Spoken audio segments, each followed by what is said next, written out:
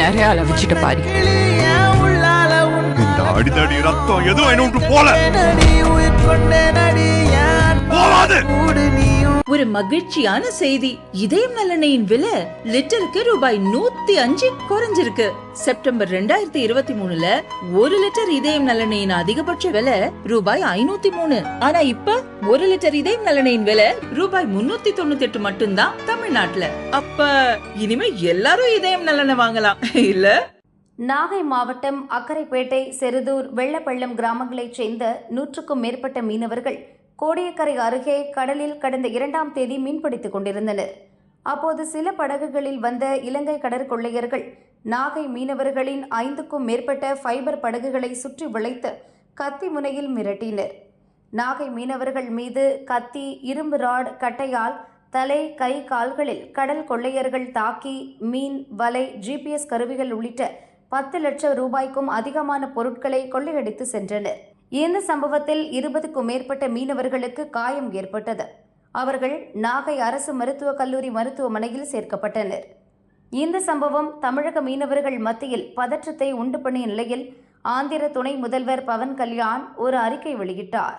வங்கக்கடலில் நடந்த சம்பவங்களில் தமிழகத்தைச் சேர்ந்த 24 மீனவர்கள் தாக்கப்பட்டது ஆழ்ந்த கவலை அளிக்கிறது. நாகப்பட்டினம் மாவட்டத்தைச் சேர்ந்த அந்த மீனவர்கள் நடுக்கடலில் தாக்கப்பட்டுள்ளனர். கடும் துன்பத்தை சந்தித்துள்ளனர். இதனால் அவர்களின் வாழ்வாதாரமும் பாதிக்கப்பட்டுள்ளது என்பதை அறிந்து மிகவும் வருத்தமுற்றேன். இந்தியாவும் இலங்கையும் நீண்ட காலமாக நல்லுறவை பகிர்ந்து வருகின்றன.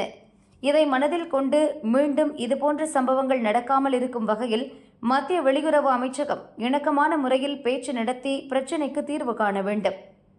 இந்தியா மற்றும் இலங்கை அரசாங்கங்கள் பரஸ்பர ஒத்துழைப்புடன் செயல்பட்டு இந்த பிரச்சினையை தீர்க்க ஆக்கப்பூர்வமான பேச்சுவார்த்தையை நடத்த வேண்டியது மிகவும் அவசியம்.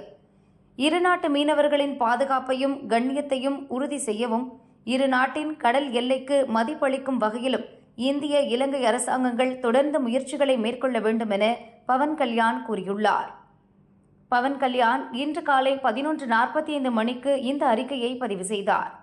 தமிழ் மீனவர் பிரச்சினைக்கு சுமூக தீர்வு காணும்படி மத்திய அரசை ஆந்திர துணை முதல்வர் பவன் கல்யாண் வலியுறுத்தி அறிக்கை வெளியிட்டது தமிழக அரசியல் வட்டாரத்தில் பரபரப்பை ஏற்படுத்தியது. இந்நிலையில் இன்றிரவு முதல்வர் ஸ்டாலின் மத்திய வெளியுறவு அமைச்சர் ஜெய்சங்கருக்கு கடிதம் அனுப்பினார். சமீப காலமாக தமிழக மீனவர்களை அடையாளம் தெரியாத இலங்கையைச் சேர்ந்த நபர்கள் தாக்கும் சம்பவங்கள் அதிகரித்து வருகிறது.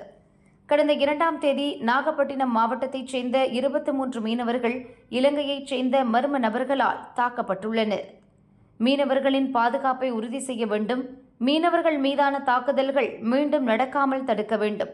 அதோடு நமது மீனவர்களின் படகுகளை மீட்டுக் கொண்டு வர இலங்கை அரசிடம் பேசி உரிய நடவடிக்கைகளை எடுக்க வேண்டும் என வெளியுறவுத்துறை அமைச்சர் ஜெய்சங்கருக்கு ஸ்டாலின் கடிதம் எழுதியுள்ளார்.